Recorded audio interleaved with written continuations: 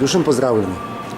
Ena skupnih ljudskih vrednot vse povsod po svetu je pomen zdravja in skrb za zdravje. Vendar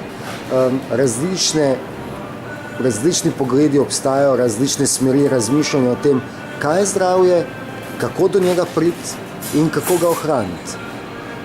Kateri so nauki tradicionalne kitajske medicine, ki bi jih vi izpostavili in ki so pomembni in ki jih lahko tudi v vsakdanjem življenju uporabimo za to, da bi okrepili naše zdravje in ga zagotovili na dolgi rok. Pozdravljeni.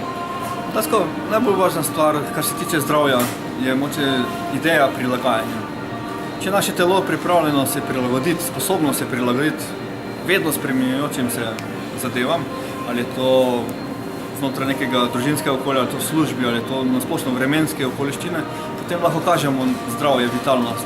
Če pa na nekem nivoju nismo več sposobni se prilagoditi dovolj hitro, naše telo pač pokaže nek problem, bolečino, zastoj, ki počasi lahko tudi pelje v kaj bolj resnega.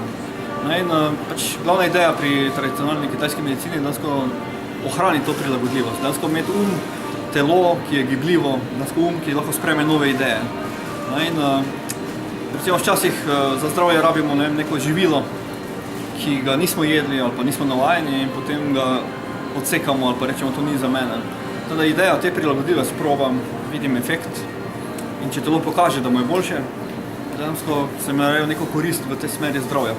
Če pa kar odrežem ali pa trdim, brez da probam, brez da sem prilagodljiv, ponovadi naše zdravje je težko rešljivo, težko mu je res pomagati. Hvala lepa, Dušan. Hvala.